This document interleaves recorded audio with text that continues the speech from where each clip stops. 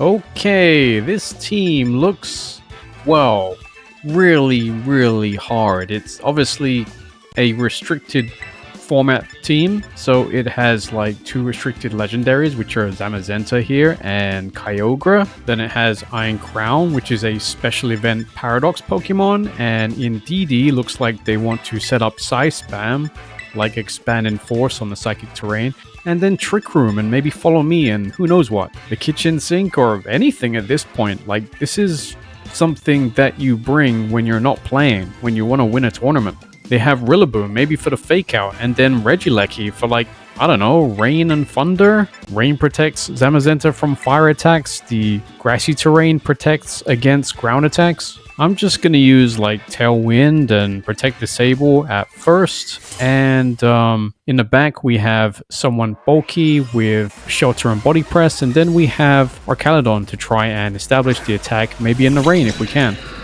So wish me luck.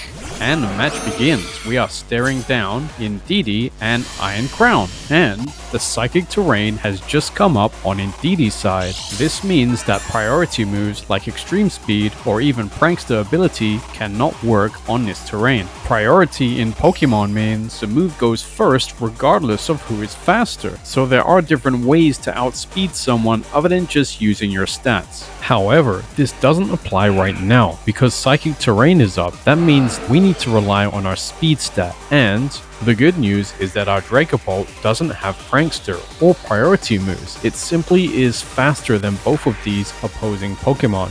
We can still protect Disable. Now I sense Trick Room is coming from Indeedee. It usually does, but sometimes it just does Follow Me. Sometimes it does Help in Hand, and sometimes it just goes for Expanding Force, which is a very powerful psychic move which spreads only on the psychic terrain.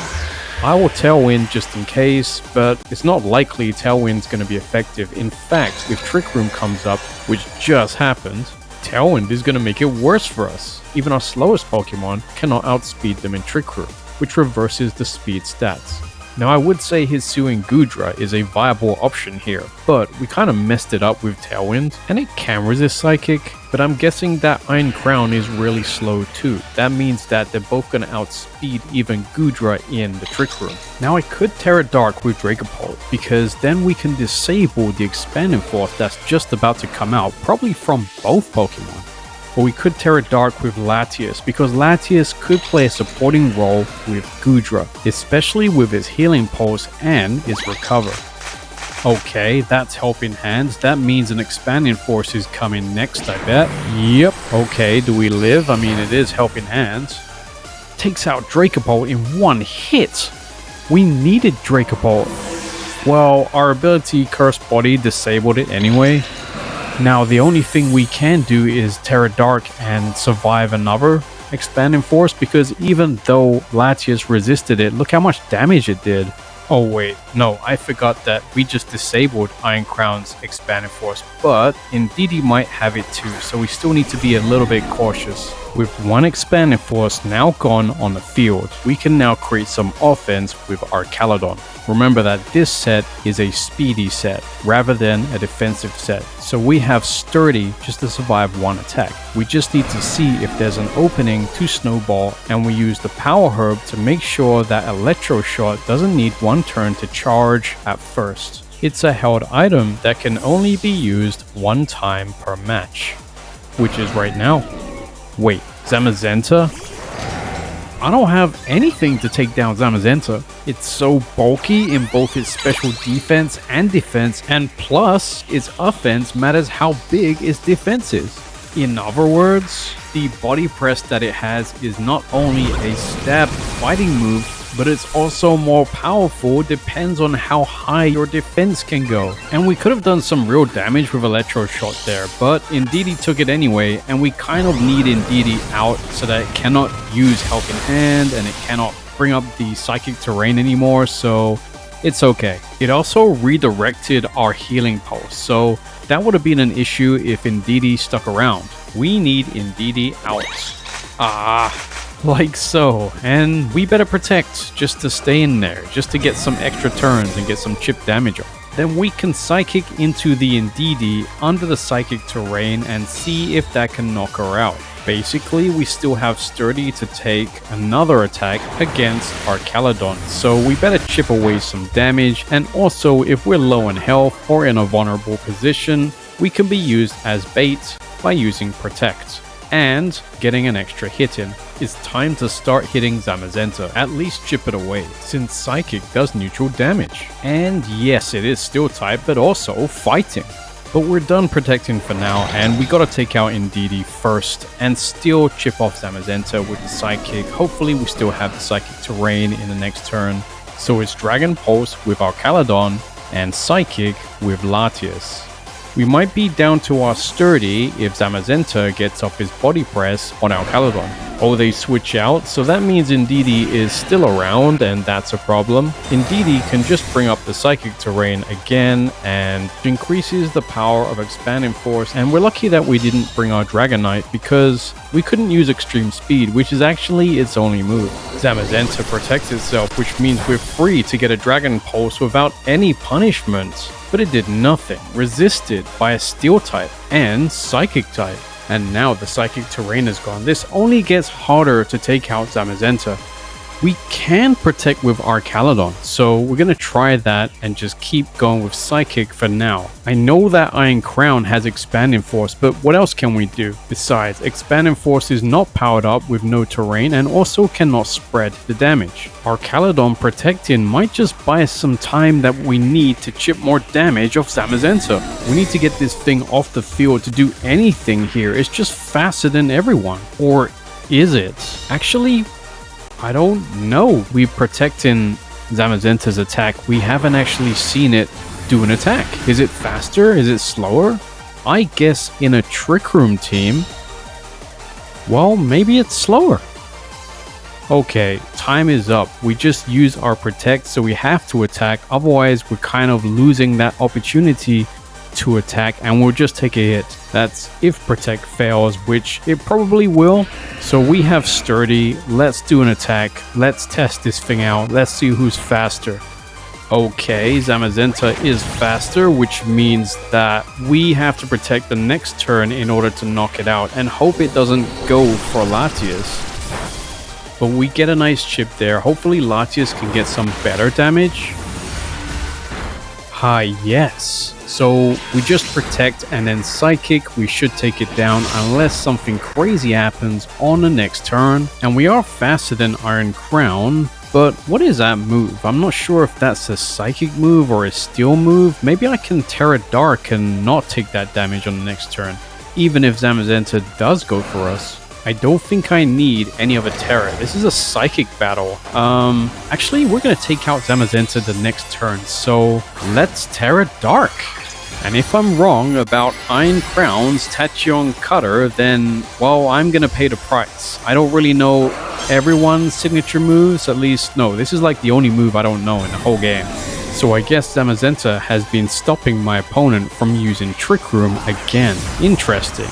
I wonder what Pokemon they have in the back. Zamazenta just knocked itself out with my Rocky Helmet, so that means I could have just recovered, regardless of whether I Terra'd or not. What the heck?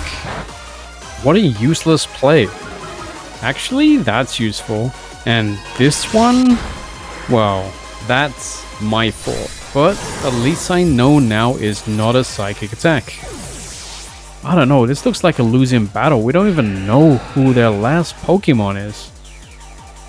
We're all out of our support. Even our Latias can't support it with the heal pulse. So what can we do? Oh, Kyogre. Or Kyogre, if you prefer to say it that way. For me, I'm just... whoa. We are going to take a big fat water spout if we're slower than this Pokemon. If Archaludon cannot get its Electro Shot in the rain, which Kyogre has kindly provided for us. Thank you, Kyogre, by the way. This right here could be the end of the match. The rain allows an instant shot, just like the Power Herb provides. And you know what? We already have +1 special attack. Could this be the difference between a slow Archaludon and a faster, sweeping version? Let's find out. Speaking of out goes Iron Crown. And in comes Indeedee that we were trying to take down. Is it, what, gonna use Helping Hand on Kyogre, or what's gonna happen here? Anyway. Yes! Ha ha ha ha! Speed kills. Can we get the Oko? This is +2 special attack, electro shot in the rain, finish. But it's kind of strange they didn't Terra on their Kyogre. Did they think they were faster, or are they just saving their Terra? We're using Shelter to make our body press stronger. I know that Iron Crown is neutral damage against body press. And Hisuian Goodra is a very tanky steel type that resists psychic attacks. If only we finished off Indeedee earlier. However, it's gonna have to take the attack from Archaludon. And then Hisuian Goodra should clean up from here. It's funny because Hisuian Goodra and Archaludon are exactly the same typing. However, they're just used in different ways here, and Archaludon unfortunately is too low on health here to establish a further attack. And that's an example of how monotyping can be used effectively, or at least using everything you have to work with. I think Archaludon's gonna go down here, but it's faster and it should get off its final attack before anybody else does theirs. Let's see what happens this turn. It's actually a very important turn to see how much damage we can take and how much damage we can make. Okay, it wasn't into Iron Crown, but it's something. Here comes Expanding Force, and it's goodbye Archaludon. But hello, Hisuian Goodra. With +2 defense on the body press, we should be able to finish this game. And that's good damage. Do we need 1 more or 2 more? That's the question. And if we need 2 more, is that enough for them to chip us off too? It looks like from here we're clear. So let's finish this. And to think this team had 2 restricted legendaries and Psy-Spam. It's a term given to using the psychic terrain to spread Expanding Force. They also relied on Indeedee's Helping Hand to increase the power of it. And they had Trick Room, which we didn't really have an answer for. We have prepared our team to have faster Pokemon, but that is the power of team building and using restrictions to try to challenge what you know and what you can do. And have fun. Like and subscribe if you enjoy this kind of thing. And on to the next match. Okay, looking at my opponent's team here, looks like I'm staring down fairies and dragons. It's like a children's storybook in here. You got like the ice beast and the mechanical mammoth, and then 2 ferocious dragons, and then the fairies. 2 fairies. They both have Prankster. You know, that's why I chose Terra Dark on both Dragapult and Latias. I know that doesn't solve our fairy weakness, but it does solve our Prankster weakness. Taunt, Encore, Quash, Auto Shenanigans, Thunder Wave, you name it. We gotta outspeed and we gotta enforce our own Protect Disable, regardless whether they have Terrain, whether they have Prankster. We gotta use Tailwind, we gotta use Healing Pulse, we gotta use Recover, all the stuff in our arsenal. We have 2 Dragon Steel types for Whimsicott and Chien-Pao. Archaludon has a good wide range of moves. Stuff like Dragon Pulse for the dragons, Flash Cannon for fairy types, and those 2 moves pretty much get super effective damage on everyone on their team, except for Iron Trunks, but we do have Body Press for that. With all that said and out the way, let's do this. Wish me luck, and the match begins. We're first staring at 4 dragons on the field. Actually, the 2 dragons I was gonna place on my team. Maybe they came back for revenge, who knows? What we do know is that each one of us here takes a super effective hit. It's best to protect Disable first, and maybe we can take away the opponent's best shot. I know that Gouging Fire has this move called Burning Bulwark. It's like Protect and Spiky Shield, except when you hit it, you don't get hurt, you just get burned. And for physical attackers, that's a nightmare, because it cuts your attack stat in half. But I can see now they protected too. And why? I don't know. I'm kidding. Actually, I don't know. Maybe it's like Break and Swipe or something. Dragon Cheer?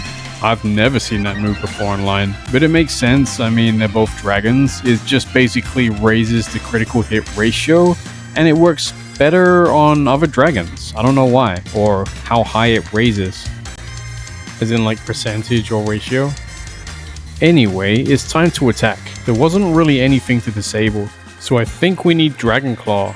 With help in hand, I think it will do enough damage into Walking Wake. We don't really want to hit Gouging Fire because I sense a burning Bulwark coming. If any one of us gets burned, that's huge for the rest of the match. We're both physical attackers that need to deal damage, and any hindrance at this point can stack, meaning that it could take more turns to knock out a Pokemon, and in doubles that's bad. It gives them more opportunities and allow them to readjust their position. And as you can see, Burning Bulwark. So we did target the right Pokemon. Let's see how much damage we can do. Yes, knockout. And that's why Walking Wake didn't make it to our Dragon team, but it's still a great Pokemon and great typing. Very offensive, great signature move, which is like a water attack that powers itself in the sun, and it also complements its photosynthesis. But it didn't quite find a role on our team except being offensive, and dragons are just all offensive. I did consider Gouging Fire though because it's got some great supporting moves and a good defensive typing, but my team seemed to benefit Rain more than anything else, so a fire type on that team wouldn't have done its full potential. And I'm completely ignoring the fact that Whimsicott just jumped onto the scene. Hello Whimsicott, I know what you want to do. You want an Encore because you got Prankster. You see, Encore wouldn't be so bad here because we could hit Gouging Fire, but then we can't hit Whimsicott for the rest of the time. I'd rather disable the Burning Bulwark or just maybe U-turn out, but I have to maybe Terra Dark because otherwise the Prankster will activate and we get Encored before we can do anything. Basically, for those who don't know, only Dark-type Pokemon resist Prankster, and it doesn't work on them, even though they're still weak to Fairies, so it's kind of a sacrifice as well as a gain, right? But because we're still weak to Fairy types, we better switch out straight away and into someone like Goudra, who can resist Fairy types partly and also has a high special defense. And I think while I still can, try and get the extreme speed on Whimsicott, since I don't think she can knock out Dragonite with one hit. In fact, no one can with the multi-scale ability, I think. That's not bad damage. I think that we can knock it out with another extreme speed on the next turn, but Gouging Fire hasn't really unleashed its attack yet. Let's see what this is gonna do. If we can get into the right position with Goudra, we may be able to shelter up and body press for the win. Let's hope that we don't take too much damage from Gouging Fire or Whimsicott as we come in from the switch. There we are, all positioned. Okay, Whimsicott actually went for a Moonblast and didn't go for an Encore. That means we didn't even need to Terra. Flare Blitz did so much damage. Goudra is finished. All we can do really is try to protect and get some more HP with leftovers, but I don't think it'll be enough. So we will protect on the next turn to stall it out, but I don't think Goudra can really establish an attack here. It's lost too much health and I think it's going to go down very soon. What we can do is extreme speed on the Whimsicott again to finish it off. We don't want Prankster to control the match from here, and we want to limit the opponent down to our 4 Pokemon versus their 2. That way they can't pivot out or reposition, and then we have complete control of the board. Unless they have a surprise waiting for us in the back or something else crazy happens. Yeah, we don't need that to happen. Let's hope it all goes good. I mean, who could they bring really? Was it Grimmsnarl? Nah, I don't think so. Iron Trunks, maybe? Wait, who else do they have? Is that it? I think Iron Trunks could give us trouble, depends. Like, it's really fast, but no photosynthesis. It's got ground attacks against like Archaludon and Goudra, and it's immune to electric moves and resists Dragon and Steel. And it's not Trunks, it's Chien-Pao. Chien-Pao is strong against Ghost and Dragon, 4 times strong against Dragonite, but no one really gets past multi-scale with one hit KO, do they? I've never seen that anyway. Well, we can't Terra, so we're gonna have to go for maybe an extreme speed into the Chien-Pao, just because it may have Focus Sash and we want to break that early. Goudra is most likely going down here, but we might be able to finish it off with Dragapult if we're faster, or if the Dragonite survives a hit. And I think we will. I think that multi-scale is a very reliable ability. It reduces all the damage from a Pokemon by 50%. But the only problem here is that Dragonite is 4 times weak to Ice. So it's effectively just a super effective attack. Let's see how much damage it really does. And it's a one-hit KO, the first one I have ever seen with a Dragonite and Multiscale. And believe me, all of our stat investments are in our defenses. But in a blink of an eye, it's down to 2 versus 2.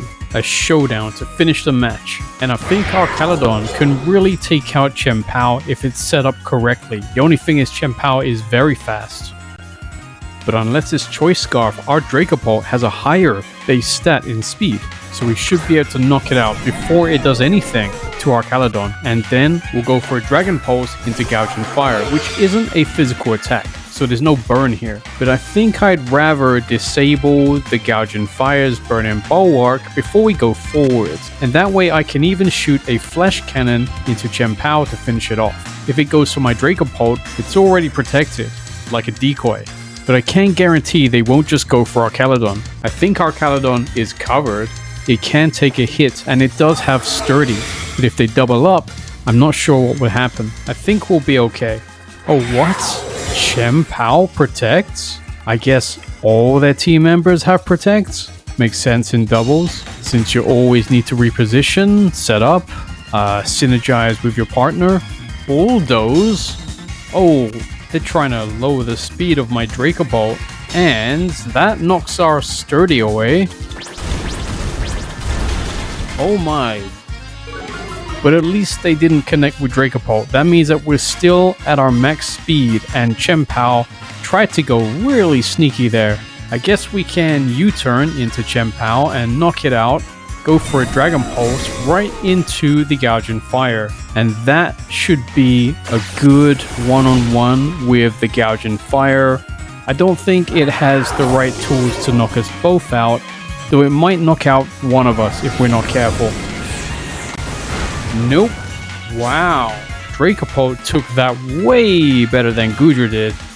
But it's time to finish the match now. I'm going to disable Flare Blitz, because if the Gouging Fire uses Burning Bulwark, that will come up first, and that gets disabled too.